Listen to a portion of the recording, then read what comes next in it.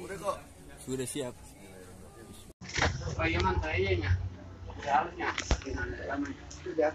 Assalamualaikum.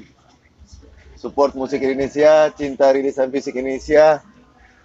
Made in Indonesia, cintailah budaya Indonesia. Proud man, we live in Indonesia. Conquer the world.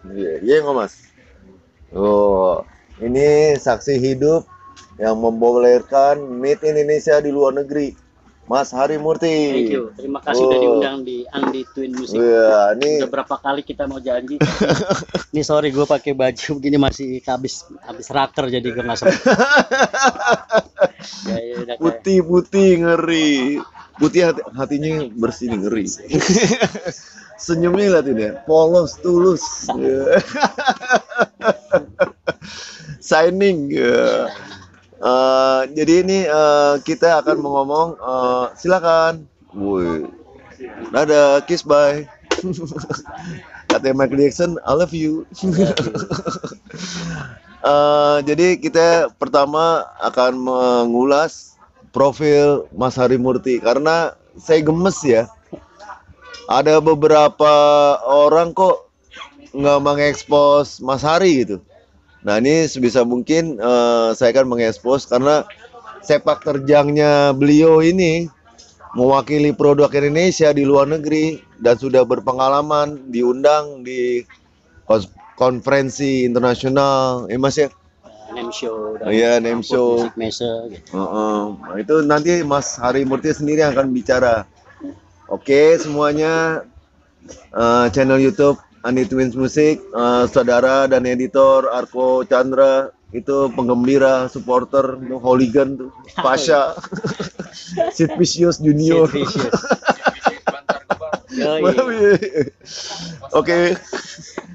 Oke Mas, nama lengkap sama Mas? Nama saya Hari Murti.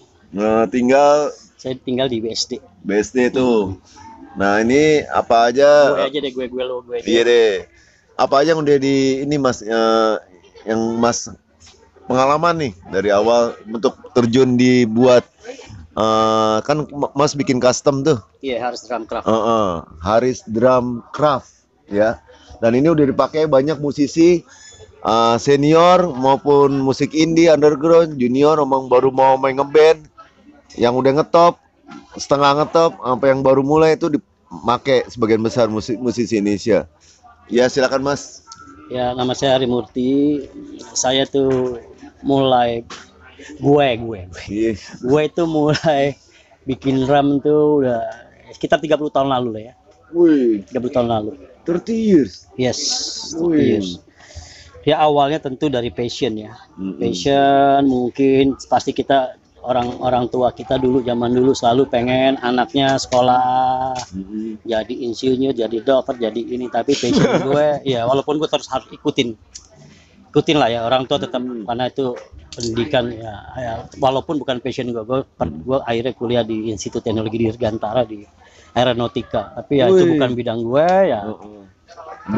Ternyata passion gue membawa gue untuk sampai jadi saat ini. Jadi ya memang gue suka banget sama yang bentuknya tetabuhan drum dulu. Percussion ya, waktu tahun 80-an tuh masih ada dulu tuh ada toko namanya Rubino. Oh, Rubino. Jadi ada 2 nih di sini nih Mas. Masih ada ya? Udah nggak ada kan dulu Aldiron. Iya Aldiron. Iya, lantai 2. Jadi gue selalu punya mimpi gitu ya. Gue selalu beli tuh, gue tabung duit untuk beli modern drummer, gitar player, bass player, keyboard player. Gue baca reviewnya. Ini majalah ya? Majalah. Jadi majalah luar. Terus gue baca semua review, juga terminologinya. Itu ternyata membawa gue untuk jadi lebih banyak mengetahui tentang alat musik. Secara detail ya? Iya, karena di situ banyak banget pelajarannya ya, keterangan-keterangan dan bentuk-bentuk misalnya trennya seperti apa. Akhirnya kan karena kita juga dulu suka era-era 80s gitu kan, kita pasti dengernya juga Ya dari mulai gua kelas 3 SD itu gua juga udah maniak sama Beatles zaman dulu. Karena gua kidal, gua juga pengen jadi Paul McCartney. Jadi dulu gua main kidal, main drum kidal, main bass kidal, akhirnya jadi pindah ke kanan. Karena sulit kan kalau share panggung drum harus dipindah-pindahin itu pasti dimarahin orang. Paksa gua belajar kanan gitu. Tapi dari pelajaran itu gue juga sempat dulu les di MI ya. Gue les piano, keyboard, organ, drum. Wih mas. Wih, itu instrumen juga. Ya, tapi ya pada zaman itu cuman ini aja. Kemudian ternyata gue suka sound. Ternyata fundamental musik itu adalah rhythm. Rhythm itu terdiri yang paling fundamental adalah beat drum. Betul. Inti musik tuh di beat. Ya, jadi musik itu tidak terjadi kalau nggak ada beat, nggak ada temponya kan. Nah, sementara color dari bentuk-bentuk beat itu sendiri bermacam-macam gitu. Jadi itulah akhirnya gue coba riset. Nah, zaman dulu itu kan gue pengen, dulu gue sempat punya om gitu ya, punya drum bagus karena dia sempat dulu juara sebelum light music contest namanya musik combo tahun 81 80 gitu dan jadi drumnya. Nah disitulah gue dapet sound yang bener drum. Terus kemudian pada saat itu gue juga SMP gue juga main sama Kadek Rihadika sama Frankie Siomi. Kita sempat latihan kebetulan temen gue itu adanya Topang. Jadi kita sempat latihan di Loser. Kita latihan band tuh mulanya di situ. Jadi ini banyak depan di Loser dulu di Loser di rumahnya. Jadi sempat latihan juga situ saya. Iya, dan di situ juga kita banyak influence lagu-lagu yang bermutu. Ya pada era itu masih itu ya. Kita pasti dengarnya ya New Wave atau atau mungkin Progressive Genesis atau mungkin New Wave ya zaman-zaman itu kan. Berkembangnya teknologi juga kita juga. Jadi di situ saya banyak referensi tuh. Dulu kita bawain Rush, kita bawain segala macem lah. Silakan. Iya, Rush. Nah itu banyak banget bentuk-bentuknya. Supertramp, ya. Saga, dulu, ya kan? Thomas Dolby, Nick Kershaw, Howard Jones, ya termasuk gitulah Duran dan lain-lain. Burnley, Tears for Fears, gitu. Kita lewatin gitu. Jadi situ gue suka bermimpi gitu loh. Jadi setiap gue beli majalah itu gue selalu kasih wishlist nih. Misalnya ada X7, Simon Drum, Steinberger, gue harus punya suatu saat gitu ceritanya. Tapi kan kita bingung gitu loh. Minta sama orang tua pasti yang ada suruh belajar kan. Nah, lama banget gitu loh. Gue belajar dulu kalau pinter gitu kan. Masalahnya gue dibilang pinter enggak, goblok bukan, setengah-setengah. Jadi ya asal naik aja. Ya artinya ya kan. Jadi di wishlist itu itulah mimpi gue. Mimpi ya. Terus kemudian gue juga pengen punya drum yang bagus, dan yang bagus tetap aja mahal walaupun zaman dulu. Terus gue bermimpi kalau harus punya drum bagus berarti harus punya duit yang banyak. Kapan punya duitnya? Jadi gue harus bermimpi habis dari SMP, SMA, kuliah, kerja, wah panjang gitu. Nah jadi kenapa nggak dibikin aja? Nah ternyata tes yang gue dengar itu membantu gue untuk bisa mendapatkan mungkin softwarenya dari situ ya. Soundnya. Ya tinggal hardwarenya nih. Gitu. Jadi ya perjalanan itulah yang membawa gue mungkin ya pada akhirnya memulai ketika gue selesai kuliah dan itu lumayan gue udah akhirnya awalnya bongkar drum punya siapa aja gue bongkar, gue potong gue sampai akhirnya coba bikin salah ya tapi proses waktu lah. Dan itu berapa lama prosesnya? Lumayan panjang ya karena kita kan nggak ada sekolahan nih kalau kayak gitu. Cuman mungkin karena gue dulu pernah kuliah di teknik jadi gue ngerti paling nggak sedikit banyak tentang apa itu CAD/CAM, program logic komputer, apa itu jadi molding gitu, jadi skala. Nah gue lumayan itu. Tapi kan random karena nggak ada sekolahan itu kan, jadi harus dari diri kita. Nah keberuntungan gue ketika itu karena gue tahu banyak knowledge tentang alat musik itu membawa gue akhirnya dipakai sebagai konsultan di beberapa distributor untuk bisa mengkurasi, untuk bisa comparison chart dan pilih. Karena kalau mereka salah pilih barang kan juga nanti bisa ada yang fast moving, ada yang slow moving. Dan kemudian karena gue juga buat drum, akhirnya itu membawa gue berangkat lah tuh ke NAMM show, ke Frankfurt Musik Messe dan sebagainya. Jadi udah, karena kita harus turut factory dan lain-lain. Jadi itu sambil belajar, dan itu passion itu yang membawa gue. Akhirnya ya sampai akhir jadi buat drum, kemudian juga mulai dari mulut ke mulut sampai hari ini tuh Aris Drumcraft tidak pernah advertising. Jadi ngari dari mulut ke mulut aja. Jadi alhamdulillah memang dari 30 tahun sampai sekarang pun orderan selalu ada gitu. Iya mas, selalu ada. Jadi dari mulut ke mulut, semua dari mulut ke mulut. Karena gue percaya semua itu ada prosesnya. Jadi kita nggak bisa meng-achieve diri kita, kita harus berbuat yang terbaik, yang berkualitas. Nanti orang yang meng-achieve kita. Betul. Nah, achievement kualitas. Itu, ya, jadi ada konsistensi. Makanya kalau lihat dari IG gue segala macam, ada drum yang dibakar, yang di karena ada istilahnya standar mutu lah ya. Memang itu kan yang sulit adalah ngelawan diri sendiri. Kita tuh harus tahu diri. Oh, kita belum sampai situ, kita belajar lagi. Jadi memang pergulatannya justru ke melawan diri sendiri. Itu prosesnya buset 15 tahun, 10 tahun yang lebih ya. Oh iya, pada akhirnya 30 tahun ya. Dan udah juga pakar itu sih. Gue punya karyawan namanya Bang Dali. Dulu waktu gue buat studio, dia itu jago kayunya. Gue lihat nih orang kok jago ya. Selesai studio gue dibuat, gue bilang sama dia, Bang Dali kerja apa? Abis ini kerja apa? Kerja saya macam-macam. Kadang bertani, kadang saya nukang, kadang gini-gini. Udah Bang Dali, ikut saya kerja aja. Dia ahli kayu. Ya artinya dia ngerti. Ya, kita bisa lihat ya strukturnya gimana. Walaupun mungkin gue udah buat waktu itu, gue udah buat. Gue lihat dia tuh kayaknya tangannya asihan gitu kalau orang. Gue tanya Bang Dali kerja apa di sini? Akhirnya gini deh Bang Dali ikut saya kerja. Bang Dali lulusan apa? SMA? Enggak. SMP? Enggak. SD? Enggak. Tapi bisa baca, bisa tulis dong? Enggak. Ya udah kalau gitu saya terima. Kok gitu Pak? Saya kerja apa Pak? Kerjanya ngeliatin saya kerja. Jadi Bang Dali datang jam 8 sampai jam 5 ngeliatin saya kerja. Gitu. Jadi itu Bang Dali itu karena dia nggak bisa baca, nggak bisa tulis. Karena gue tahu terminologi, parts. Jadi Bang Dali gue ajarin dari awal. Ini namanya rims, ini namanya shell, ini namanya lux, ini namanya tension rod, ini namanya spurs, ini namanya drum head. Jadi bahasa baku internasional gue kasih tahu. Nah, kemudian nggak bisa baca kan? Tulis misalnya 8 inch kali 7. Bentuk fisiknya kasih tahu, ini 8 inch. Caranya begini nih. Ini angka 8 nih. 10 inch, 12 inch.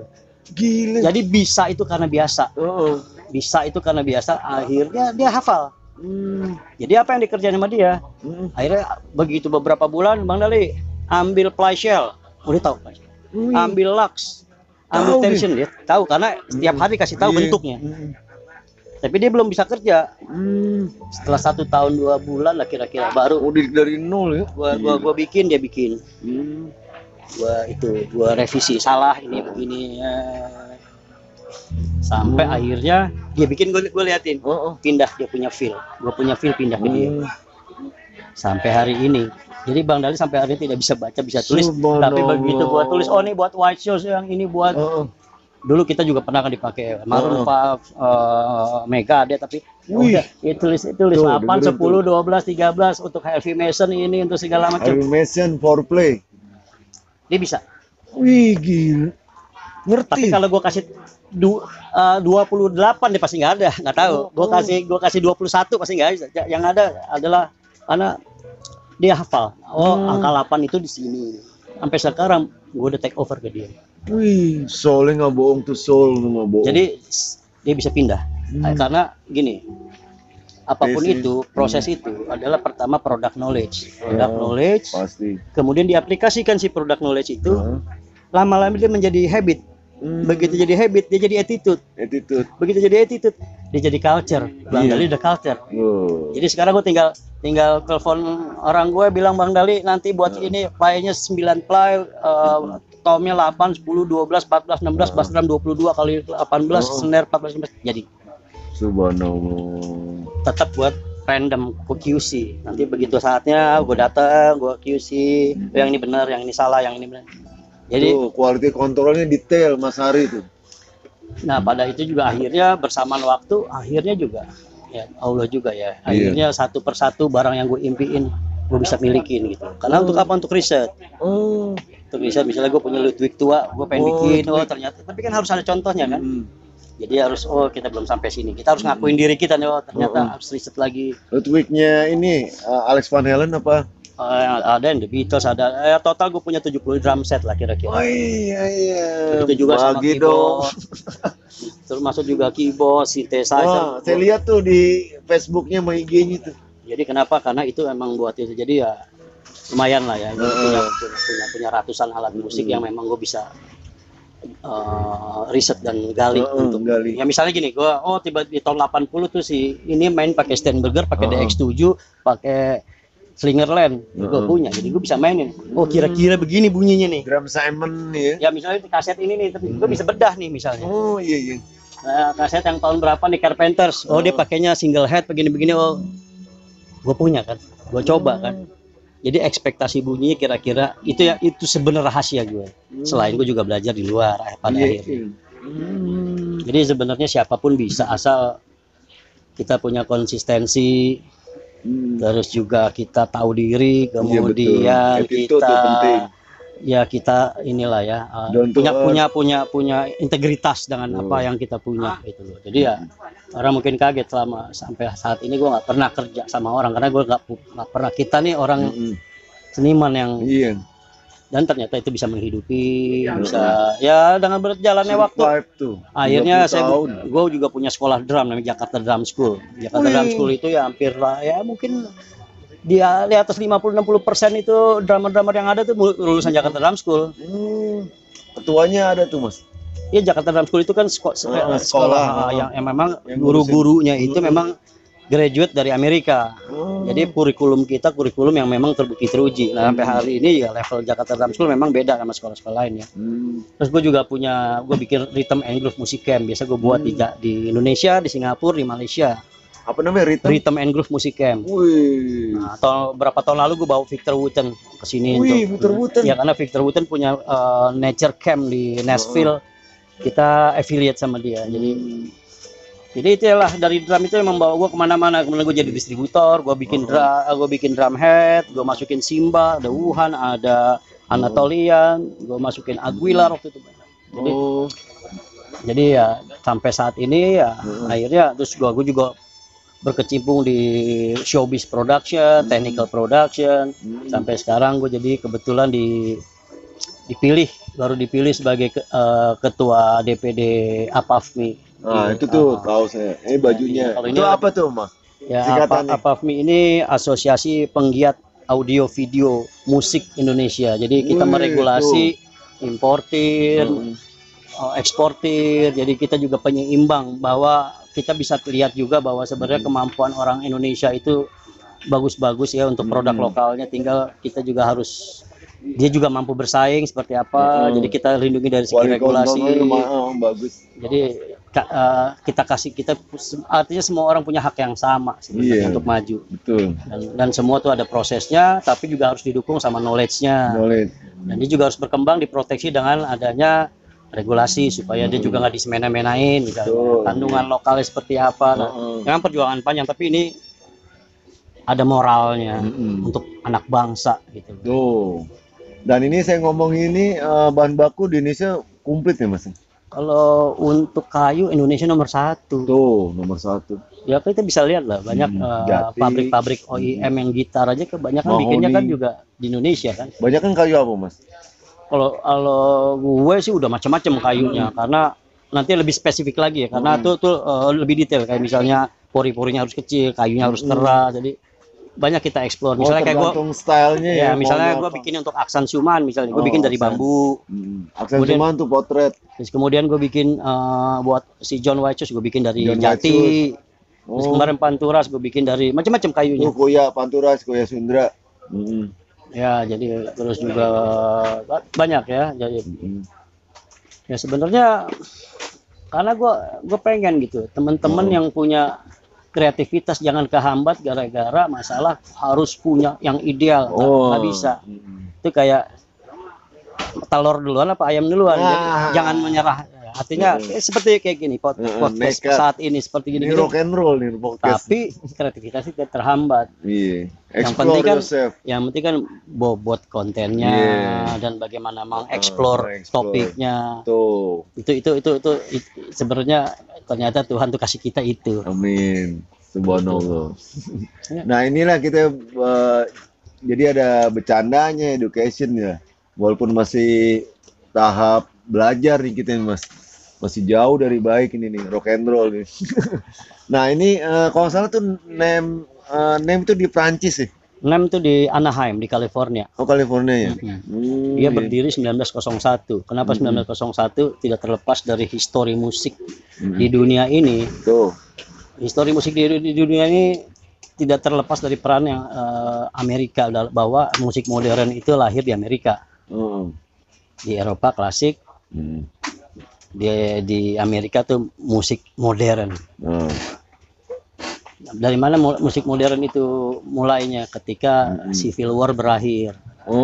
Ketika dia dulu kan orang pakai marching, pakai genderang, itu tujuan untuk ngerapin barisan, ketertiban, karena belum ada alat elektronik kan.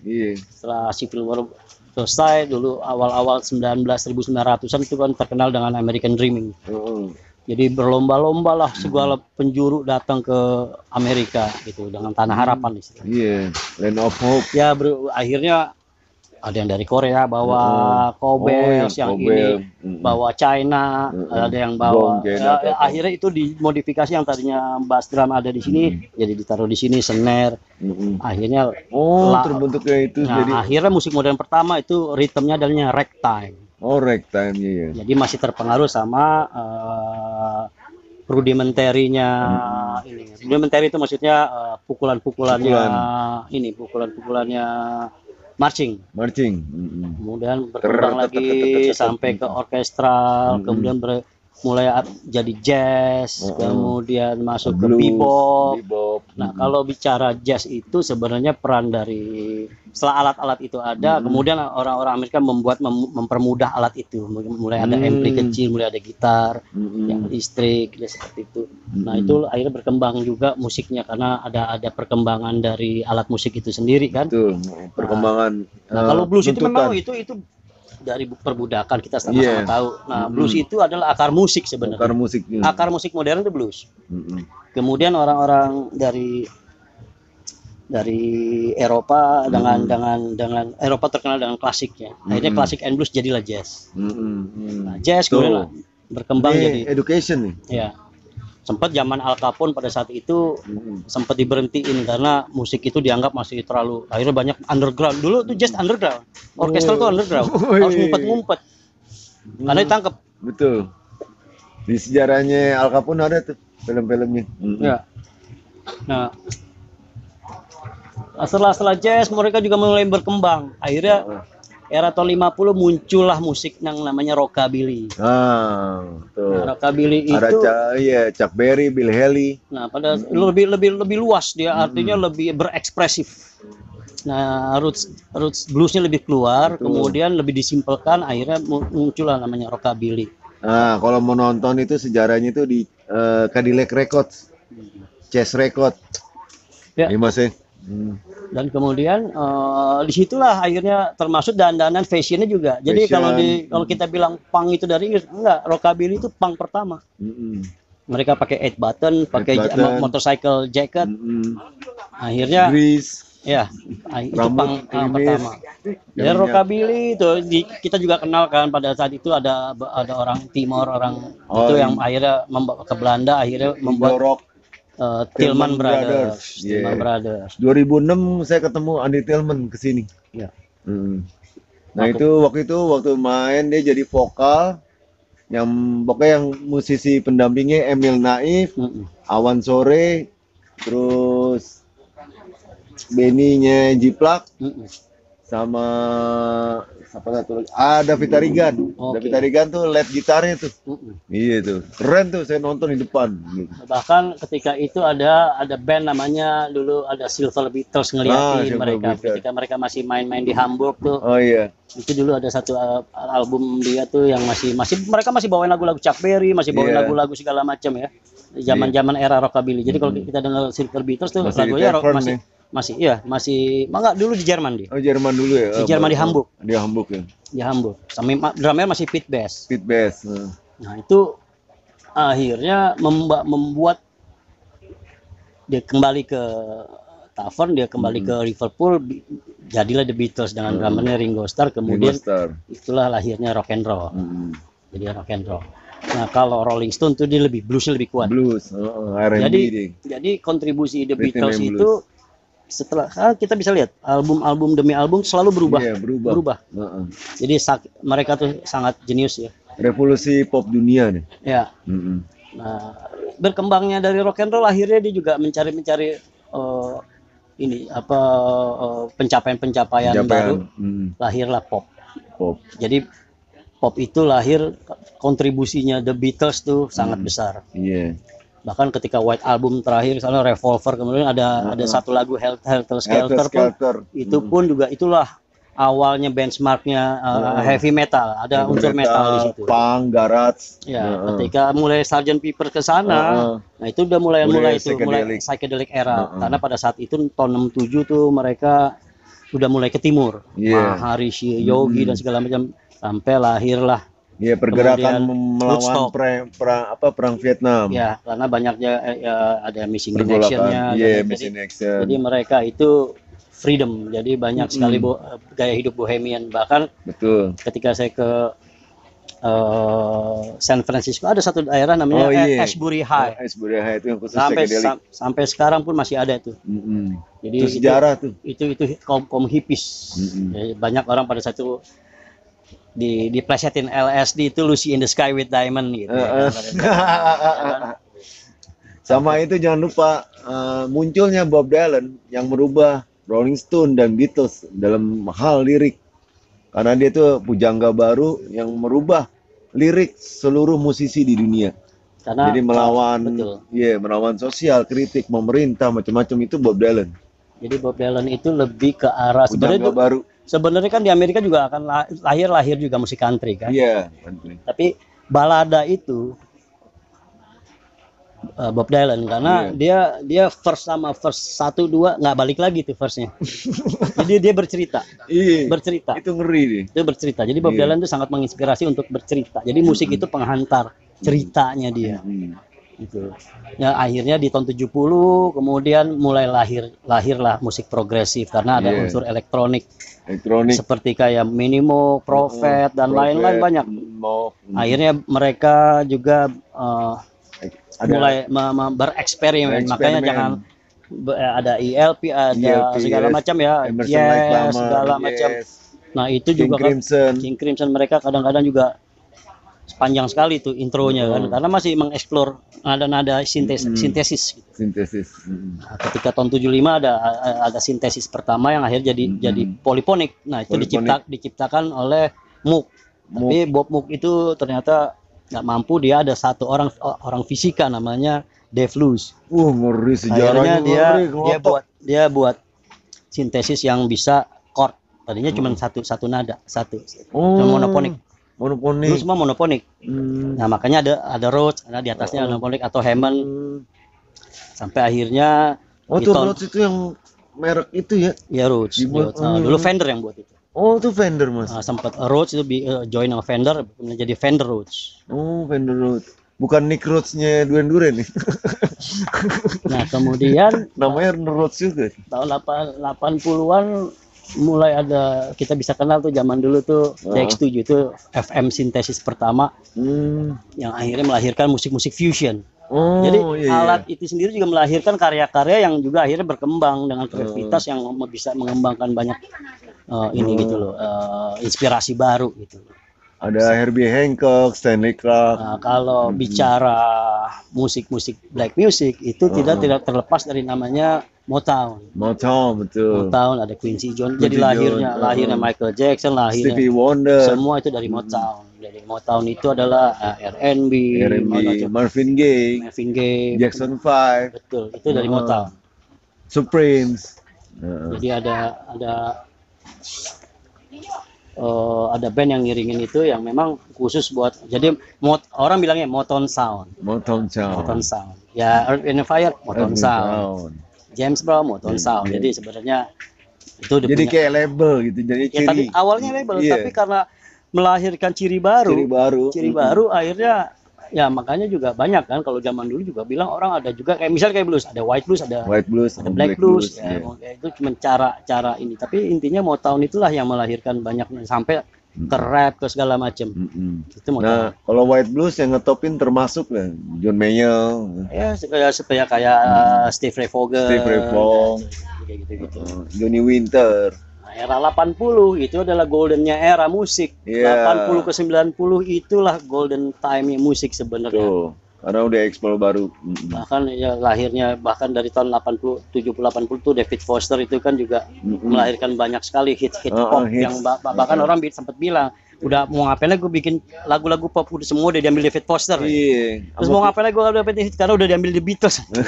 Sama Quincy Jones dengan lahirnya Thriller. Tapi di luar sana ada lagi world music. Lahirlah musik-musik Latin, dikombinasin sama jazz, kemudian juga ada ska, ada reggae, Jamaican ya ikonnya Bob Marley sampai hari ini juga. Teman karena rootsnya kuat, jadi ya sampai akhirnya ya sampai saat ini tidak bisa terlepas juga reggae itu dengan Bob Marley, walaupun ada Peter Tosh, ada UB40 dan segala macam, tetap peran. Nah, kalau rock kalau rock itu sebenarnya Jimi Hendrix salah satunya. Iya. Jadi ada kalau Black Sabbath, ada Purple ya. Sebenarnya musik bukan datang dari Inggris, datang dari orang Inggris datang ke Amerika, kemudian dia hijrah, atau orang Amerika hijrah ke Inggris. Nah, orang sempat bilang itu English invasion istilahnya. Ya kan? Sebenarnya orang Inggris saja lebih ngulik dia. Padahal rootsnya ada di Amerika. Akhirnya karena Amerika tuh marketnya luas, banyak bermunculan musik-musik yang otentik. Yes, di zamannya ini di zamannya semua tuh punya warna sendiri. Bahkan era New Wave pun ya itu tadi Thomas Dolby, Nick Kershaw, Duran, Howard Jones dan banyak ya kan. Nah, tahun 75 Kraftwerk udah make tuh mau sama synthesizer. Nah, salah satu Brian Eno. Iya. Salah satu jadi musik yang lain lagi adalah ketika sintesis itu mulai banyak ada groove ya itu ya apa Kraftwerk itu yang benar-benar dia konsentrasi di sintesis. Betul. Dan itulah elektronik musik pertama sampai hari ini gitu. Akhirnya muncullah Depeche Mode dan lain-lain gitu. Nah itu termasuk mentor juga tuh Eberhard Schroeder yang Bali Agung. Dia pakai etnik Bali, nggak tahu duluan dia apa guru Gypsy ya? Guru Gypsy Mas Guru dan kawan-kawan. Ya karena dari dulu juga sebenarnya Bali itu sumber inspirasi karena etnik itu kan world music. Iya, world music. Cuman yang world music yang etnik yang berhasil adalah Latin karena mungkin dekat sama Amerika. Jadi sebenarnya apapun karena etnik itu bentuknya kebanyakan ritme. Betul. Ritme. Kalau tonasi ya itu cuma bisa ada scale-nya, ada diatonik, pentatonik, ada melodik, ada macam-macam. Tapi itu sebenarnya adalah kalau kita bikin nasi goreng tuh perintilan. Dia ada itu ini touch up. Jadi khas dari taste-nya. Jadi bisa aja sebenarnya. Kenapa enggak misalnya ritme Jaipong bisa jadi asal ya itu buktinya latte juga bisa jalan gitu ya, salah satu. Jadi sebenarnya harusnya bisa digali, tapi yang kita gali adalah justru tradisi-tradisi Indonesia yang kemudian disesuaikan sama perkembangan zaman. Juga jangan terlalu euforia bahwa harus otentik, tidak, tapi itu bagaimana kita berkreativitas bisa mengeksplor. Nah ini selama 30 tahun Mas buat etnik Indonesia nggak? Kayak percussionnya, gendangnya termasuk juga nggak? Apa khusus drum doang, apa percussion yang ada gitu? Saya lagi mulai mendata itu sih sebenarnya banyak ya, kayak waktu saya kebetulan dekat sama almarhum ini Sistri. Wih, ini Sistri ini dulu Dalbo, Kahanan, suami, suami Pantata Takwa, Takwa. Nah, cirinya kelompok kampungan awalnya sama Sabung Jabu. ya dia itu pemain tradisi yang main drum, makanya punya keunikan ketika dia main drum, tapi dia punya tone dan dia punya ritme tetap tradisi. Jadi sangat unik, masih sering sangat unik. Iya. Nah, kita banyak bahas waktu dia punya grup namanya Kahanan tuh, grup itu Kahanan itu keren, itu ya. memang anak jiwanya dia. Jadi dia Kahanan tuh udah main ke keliling dunia ya. Oh, udah keliling dunia dia. Nah, suatu saat kita pernah ke Banyuwangi sama Mas Istri karena kita mau ada pesen, ada kayak gondang tapi buatan Banyuwangi, ternyata udah nggak ada. Oh iya. Ternyata orangnya jadi tukang batu, jadi tukang beca, mengenaskan. Artinya ternyata banyak alat musik kita yang nggak kita capture, akhirnya hilang begitu saja. Terbengkalai, nggak ada yang sama kayak kita orang bikin keris kan ada yang empu, ada yang biasa. Ini si empu ini kalau nggak dijaga habis. Turunannya nggak ada yang nerusin, udah nggak interest ya. Iya. Dari ya ini bicara negara Gondang kan bukan Sumatera Utara. Tapi dia ada yang buat, namanya apa saya lupa ya. Oh, yang di Banyuwangi, Mas. Banyuwangi, bentuknya kayak gondang. Makanya dia bilang bentuknya kayak gondang, tapi bukan gondang. Artinya orang Indonesia kita ini kaya akan tetabuhan. Akan tetabuhan. Jadi kaya akan ritmis gitu loh. Iya. Ritmis. Dari Sabang ke Merauke. Iya, kan ritmis itu bisa dikembangin di Betul. Di whatever, lo mau main rock, mau main jazz, mau main metal, bisa selama kadarnya kita bisa sesuaikan gitu. Tuh, banggalah dengan kekayaan musik Indonesia, budaya Indonesia dari Sabang sampai Merauke. Dan saya nggak akan bosen ngomong ini. Nggak habis-habis itu. Iya. Anak muda sekarang lihatnya barat, luar, nggak apa-apa referensi, tapi dia lupa. Iya, benar. Dia keluar buka pintu, tapi dia yang di dalam dapur dia nggak lihat. Hargailah asal-usul bapak ibumu. Saya selalu ngomong nih di podcast. Karena bangsa itu bisa besar karena punya nilai seni tinggi. Tuh. Jadi budaya tinggi, seni tinggi. Jangan sampai itu akhirnya diambil orang, akhirnya jadi public domain. Nah, nanti jangan-jangan gondang, nanti jangan saluang, akhirnya jadi public domain, siapapun bikin.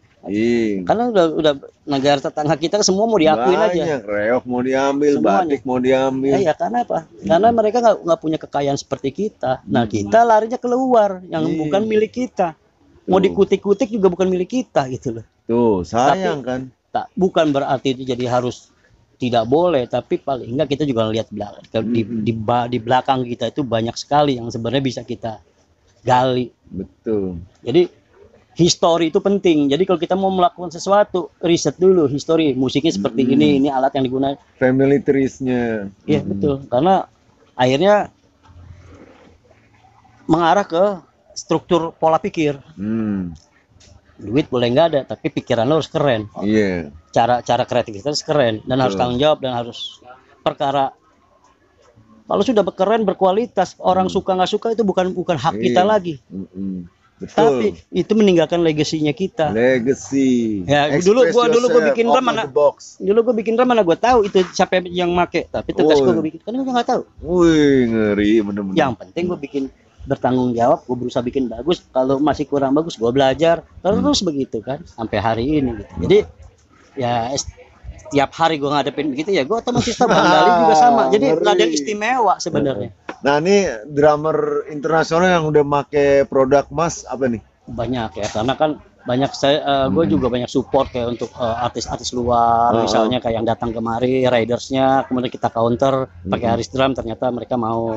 Ya banyak foreplay itu pernah juga Maroon 5, pernah juga Megadeth, pernah juga siapa ya band Black Dahlia Murder. Black Dahlia Murder.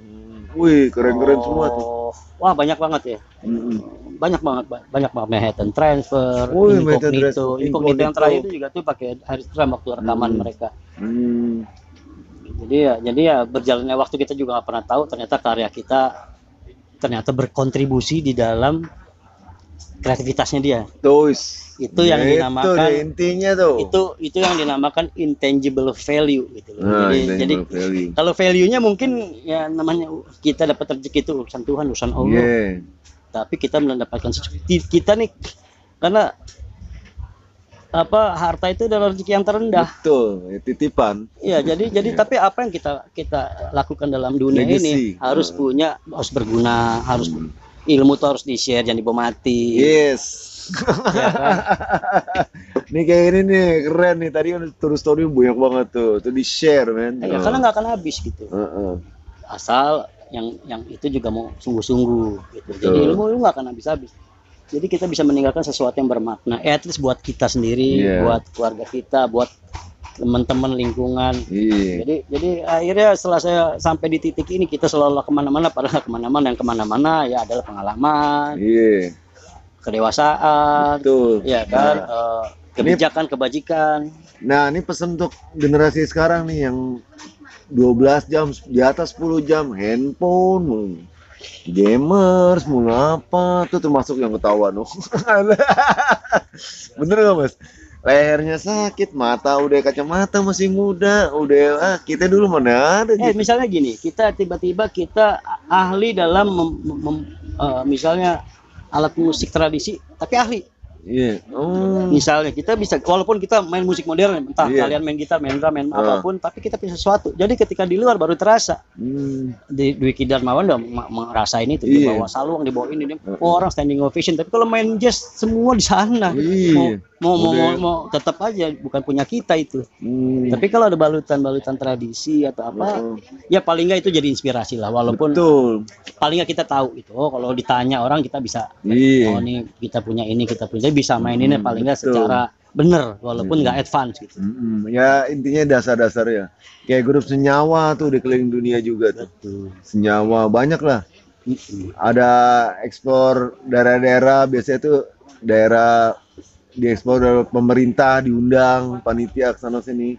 Oh ya by the way ini ada apa nih, gerondong nih, makanan Indonesia semua nih. Memang ada selai, ada kopi gayo. Iya, gue tuh udah keliling dunia berpuluh tahun, tapi ubi juga. Iya, tapi Indonesia udah paling enak. Tuh.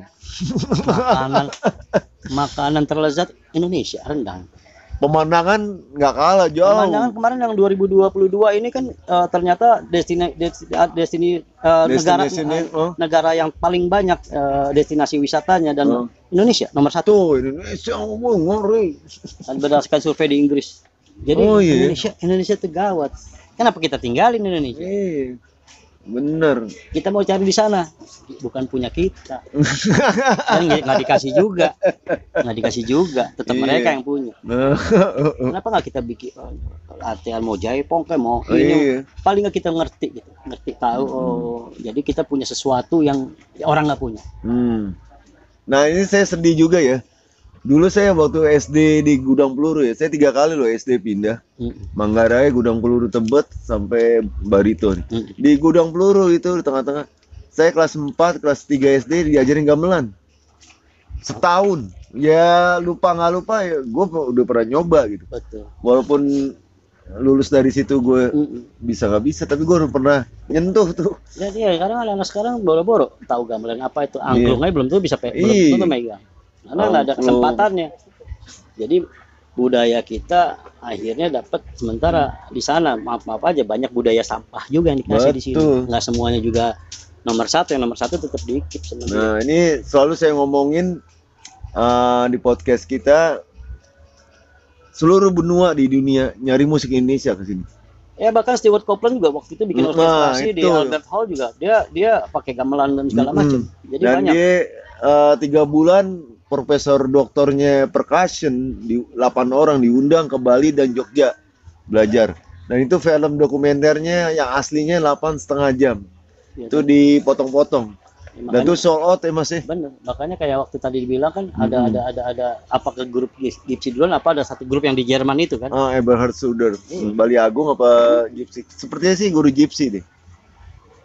Mas guru kayak duluan beda setahun untuk 2 tahun. Iya, itu masih jadi satu ini karena kita nih yang kurang katalog kan. Katalog, bahkan betul. dokumentasi Nah, Indonesia bahkan tuh. player-player dulu nggak punya tuh kaset CD atau vinilnya, jadi akhirnya di luar malah banyak. Ya contohnya Blok M Square Basement ini ada 20 toko destination tourism di dunia, dan para artisnya itu sendiri nyari rekodnya, dan itu kan ya sangat disayangkan ya. Makanya adanya iramanusantara.org itu David Tarigan, Alvin dan kawan-kawan itu sangat membantu untuk dokumentasi musik Indonesia. Support tuh keren. Waktu saya ada delegasi kita lagi ke Tianjin sih, ke China tuh ada satu orang Singapura teman saya juga. Saya bingung nih kerjanya apa nih orang. Ternyata dia mengcapture semua lagu-lagu Cina, kemudian dia bikin vinil, dia bikin kaset, bikin CD, di remix sama DJ sekarang. Saya dengar tuh hasilnya. Dia bahkan yang tradisi semua dia beliin semuanya. Betul. Dia publishingnya dia. Artinya ternyata harusnya kita harus punya ya mungkin dengan gitu. Nusantara, Irama Nusantara, mungkin itu juga salah satu yang harus kita harus salut ya. Iya, salut mereka. Awalnya indie, tapi sekarang nih udah mulai tuh, walaupun nggak begitu banyak, pemerintah udah mulai turun. Ya akhirnya kayak Haris Drum juga seperti itu. Ya akhirnya kan scene kita seperti itu aja. Misalnya tiba-tiba David Tarigan datang ke ternyata dia lagi bikin Indie Party. Oh, Indie Party. Dia minta Jab drum. Kawan-kawan. Jadi David Tarigan minta saya bikinin drum buat si Tika Indie Party. Tika, iya. Ya karena dia dulu juga zamannya waktu dia masih di Aksara Record kan, kita banyak bantu untuk band-band White Shoes, sore apa segala macam tuh pakai. Ya, dan walaupun gue kadang-kadang nggak ketemu juga sama Upstairs. Iya, tapi drum itu ada di situ untuk rekaman. Wih, keren. Itu sejarah tuh, Mas. Iya. Untuk pergerakan ini 2000-an awal. Bahkan gue kadang-kadang kalau ada waktu pengen juga ketemu. Bahkan mereka ibu ini nggak tahu gue juga gitu, karena beberapa nggak. Iya. Gitu. Hanin sama David Tarigan salut, dan Hanin nih bikin lagi tuh Aksara Record muncul lagi, Mas. Iya, memang harus Hanin memang harus ada di situ. Hanin teman baik gue juga. Ada Adit itu punya drum gue, abangnya Hanin.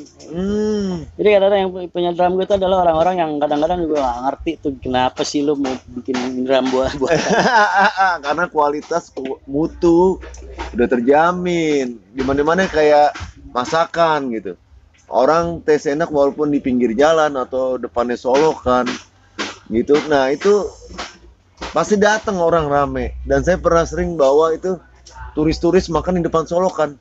Mereka bilang, Andi saya nggak mau nyentuh karena depannya solokan. Kalau kamu nggak makan makanan ini, kamu nggak menghargai orang Indonesia. Saya loh, kamu tamu loh. Setelah dicoba habis, dia ngomong apa, Mas? Dia boleh nggak bungkus untuk di hotel satu? Enak kan? Makanan Indonesia tuh terumit di dunia. Terumit dan keren. Orang bikin rendang, Bu. Rendang nomor 1. Kita kesana lagi, sate. Ada Rawa, ada Sulawesi ada sendiri, Manado ada sendiri, semua tuh sangat kaya. Kita jadi Indonesia banyak banget teman. Ayam bakar deh. Pulau Jawa udah berapa ayam bakar? Iya, nasi goreng udah berapa aja tuh. Nasi goreng ini versinya ngeri kan. Nah itu dari masakan gitu. Nah ini jangan lupa juga kunjungi restoran. Apa, Mas? Nah kebetulan gue punya itu bakso kumis Blok S di BSD sama di Radio Dalam. Nah itu bakso kumis Blok S dulu kan legend tuh tahun 80-an, tempat nongkrong anak muda tuh di selatan. Gue buka di BSD. Ini buka cabang di BSD sama di mana, Mas? Radio Dalam. Radio Dalam. Nah, nanti kalau mau untuk franchise ngubungi Mas Hari, Mas ya. Oh ya, jangan lupa IG-nya apa, Mas, sama Facebook? IG-nya Haris Drumcraft. Haris Drumcraft. HARRYS Drumcraft. Ya dari situ aja lah, jadi lebih. Kalau yang private Facebook ya? Facebook tuh Hari Murti. Hari Murti. Nah itu cari aja di Andi Hasan Mandia Twins. Cari Mas Hari ada kok. Di IG saya juga ada. Ya, nah itu udah 30 tahun itu selain paling besar pangsa domestik, Mas. Iya tetap sih domestik, tapi kadang-kadang ada juga kayak misalnya dari Ipoh tiba-tiba ada Ipoh Malaysia. Ipoh Malaysia itu kan kota yang kecil ya. Tiba-tiba dia hubungin CJ. Enggak. Jay dan kawan-kawan itu Ipok, ketua Ya, intinya dia itu. ya pokoknya itu entah dari mana tiba-tiba dia WA, dia telepon, Heeh. dia punya cita-cita pengen punya hari Drumcraft dari sekitar 10-15 tahun lalu. Wih, Dan dia keren. pengen minta dicicil. Setelah itu, emang lu pemain drum? Iya, saya cuma hobi. Coba lihat kenapa ini gitu loh, kenapa lama itunya. Ternyata dia tukang martabak. Iya. Dia tukang martabak, dia fotoin, di videoin saya martabak, dari hasil martabak ya dia pelan-pelan itu nabung buat beli hari Drumcraft. Oh iya mas. Ada hal kayak gitu. Tiba-tiba ada yang dari London datang ke sini, Hotel Ambara, khusus temuin gue, Di London. ngambil drum, balik lagi. Terus dari Amerika macam-macam aneh-aneh itu yang kayak gitu-gitu, gue juga bingung dari mana nih orang pada. Itu datang bawa langsung kirim gitu. Banyak yang begitu. Gile. Banyak yang gitu.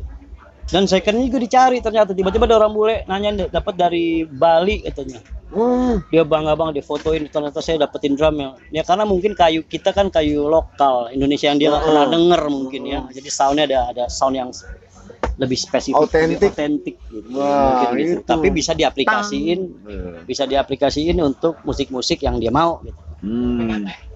Nah ini ada Mas kan sering cerita yang lucu-lucu keren tuh. Nah ini saya pernah dengar dari cerita Mas, satu meja dengan musisi keren-keren semua drummer.